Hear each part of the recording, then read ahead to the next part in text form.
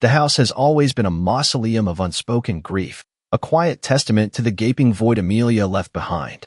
3 years. 3 years since the screech of tires, the shattered glass, and the phone call that eviscerated our family. She was 17, vibrant, full of life, and then, in an instant, she was simply gone. Her room, a shrine untouched, became a forbidden chamber, its door locked by my mother's trembling hand, the key banished to the dusty purgatory of the attic.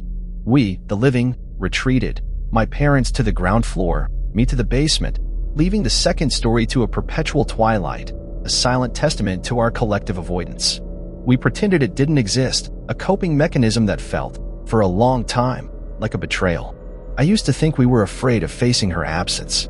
Now, I'm convinced we were afraid of what her presence might have become. It began subtly, 2 weeks ago, with the soft, almost imperceptible shifts of an old house.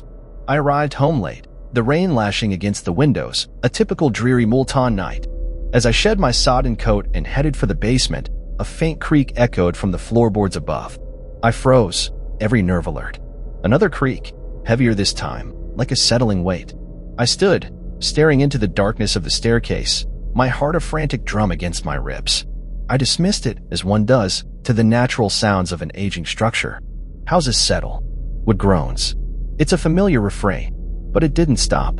Every night, precisely at 11:30 p.m., as the world outside hushed and the house held its breath, the sounds would begin. Soft footsteps overhead, the unmistakable groan of her old desk chair. Each night, a new detail was added to the chilling tableau. Sleep became a battle against the rising tide of dread. Then, 3 nights ago, the facade of rationalization crumbled entirely. I was teetering on the edge of sleep when it happened, a faint, muffled whisper that sliced through the pre-dawn quiet. My name. Liam. It was her. Undeniably, impossibly, her. The familiar lilt, the gentle inflection she used when she was tired but couldn't quite bring herself to be truly angry. It was a perfect echo, a haunting replication that ripped me from the precipice of slumber and plunged me into a waking nightmare. I didn't sleep that night. The following morning, a desperate, morbid curiosity propelled me upstairs for the first time in years. The air in the hallway was thick, heavy with an unnatural stillness that settled like a shroud. A cold, damp chill permeated the space, independent of the external temperature. And there, at the end of the hall, was her door. Locked, as it had been for 3 years. But something was undeniably, horrifyingly, new. Deep, jagged scratches marred the wood around the doorknob, radiating outwards, as if something had been clawing, desperately, from the inside. I tried to speak to my mother about it, a hushed inquiry in the sterile light of the kitchen. Her face went ashen. "Don't talk about that room," she whispered, her voice barely audible, a raw edge of fear in her tone. That was all she would say. The unspoken truth hung between us, a suffocating weight. Last night, in a desperate attempt to reclaim some semblance of understanding, I did something incredibly stupid. I retrieved the small, lacquered box from the attic, my hands trembling as I lifted the forgotten key. I stood outside her door for what felt like an eternity, the cold metal growing slick in my palm. The silence of the house pressed in, amplifying the frantic beat of my own heart. And then, precisely at 11:30 p.m., it came again. Liam, but this time, it wasn't muffled. It was clear, resonant, and undeniably, terrifyingly, right behind the door. The sound propelled me backward, a primal panic seizing me. The key clattered to the floor, a jarring discord in the suffocating quiet. I stumbled, nearly falling down the stairs, fleeing the unseen horror that lurked just beyond the threshold. This morning, the hallway seemed to hold its breath. I approached the door with a renewed sense of dread, my gaze fixed on the bottom crack. And there it was, a folded, plain white piece of paper, slipped discreetly from underneath. I snatched it, my fingers fumbling, and unfolded it with a sickening lurch of my stomach. The words were stark, scrawled in a hurried, almost frantic hand. "It's not me." The note provided no comfort, only a deeper, more profound terror. The implications were horrifying. Whatever was behind that door, it wasn't Amelia. And now, the silence of the house feels less like grief, and more like a predator, patiently waiting. The question isn't what's in my sister's room, but rather, what is pretending to be her, and what does it want with me? The cryptic note, "It's not me," felt less like a warning and more like a twisted promise.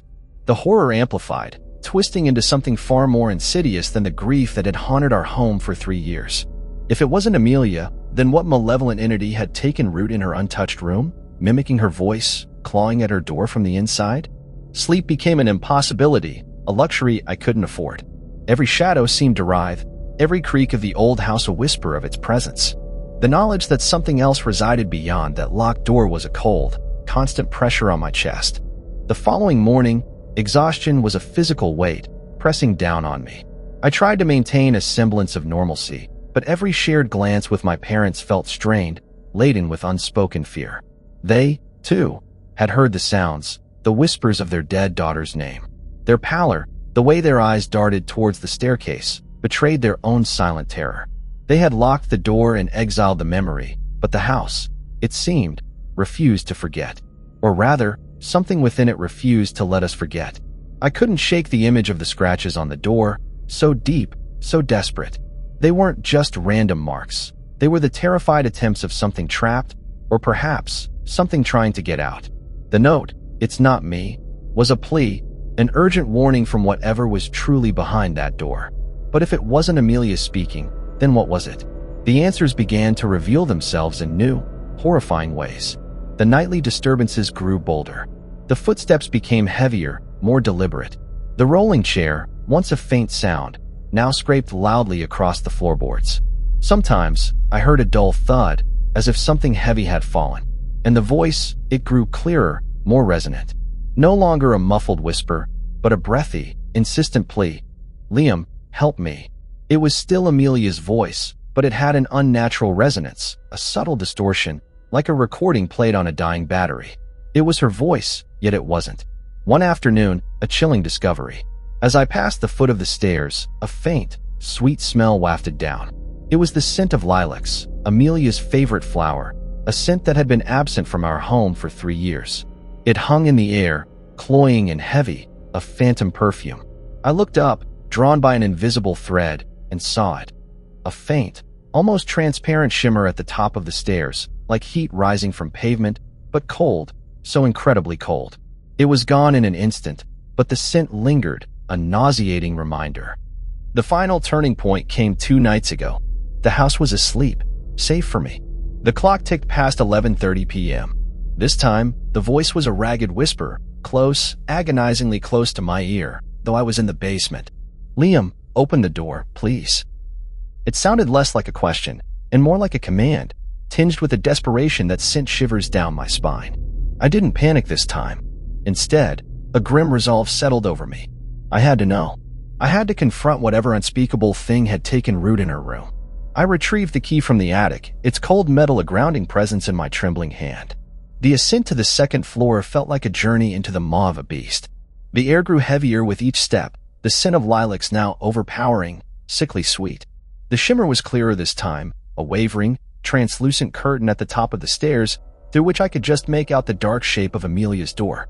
My hand, slick with sweat, gripped the doorknob. The lock was cold, unyielding. I slid the key into the mechanism. As the tumblers clicked, a guttural groan echoed from within the room, a sound utterly unlike Amelia, a sound of ancient, boundless fury. The voice returned, no longer pleading, but snarling, "No, don't you dare." But I had already turned the key. The door swung inward with a slow, agonizing creak, revealing not the familiar bedroom I remembered, but a scene of utter, bewildering horror. The room was bathed in an unnatural green light, emanating from no discernible source.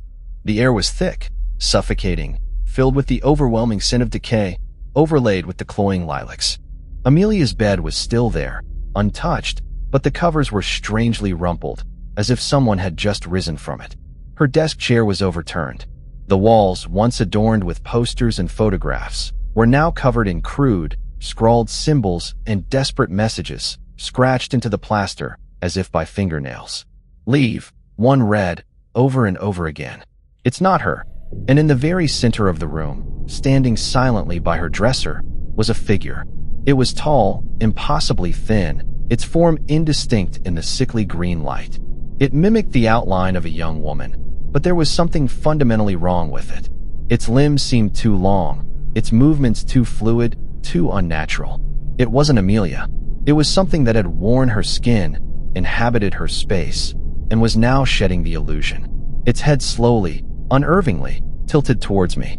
It had no discernible features, just 2 glowing, malevolent red pinpricks where eyes should be. The voice that emanated from it was a low, sibilant hiss, a chorus of voices, all Amelia's, yet none of them hers. "You shouldn't have come in." I didn't scream. I couldn't. My body had frozen, consumed by a fear so profound it bordered on reverence. The entity began to move, slowly, deliberately, gliding towards me. The air grew colder, and the scent of decay intensified, burning my nostrils. Its shadow stretched across the floor, long and distorted, reaching for me. My mind, in that moment of absolute terror, finally grasped the true nature of the note. It's not me. It was Amelia, or what was left of her, desperately trying to warn me, trying to keep me out, knowing that something else had claimed her space, her voice, her very essence. It wasn't a ghost in the traditional sense, but something far older, far more parasitic, that had latched onto our grief, feeding off the emotional residue of her sudden death, growing stronger in the untouched shrine of her room. As the creature drew closer, the green light intensified, and the air crackled with an unseen energy. I could feel its cold, suffocating presence pressing down on me, an immense weight of pure malevolence. My lungs burned, unable to draw a breath. I didn't fight. I couldn't. I was a deer caught in headlights, utterly helpless before a predator that had patiently waited for its opportunity. The last thing I saw before the green light consumed everything was the fleeting image of Amelia's face, etched onto the wall by the glowing symbols, her eyes wide with a silent, agonizing plea. Then, darkness. My eyes opened hours later with voices calling my name. When I gained consciousness, I saw my parents sitting above me, my father splattering water on my face, and Mom looking at me with an extremely worried look. They had already called 911, and a few moments later they showed up and took me to the nearest hospital. I got back home 2 days later, and on my way back, I didn't really want to go back home. Nothing happened after that incident, and one day I was going through my sister's home and found a page. The following was written on the page: "I'm in a peaceful place now. Nothing to be afraid of anymore. Live your life without worry." It was clearly Amelia's writing. The house is silent now. I simply moved out, unable to cope with the memories. The door to Amelia's room is still locked, but now the key is gone. And from within, there are no more sounds, no more voices. Only a profound, absolute silence. A silence that signifies not absence, but consumption. A silence that speaks of something utterly, irrevocably gone. And sometimes, in the dead of night, if you listen very, very closely, you might catch the faint, sickly sweet scent of lilacs drifting from the second floor.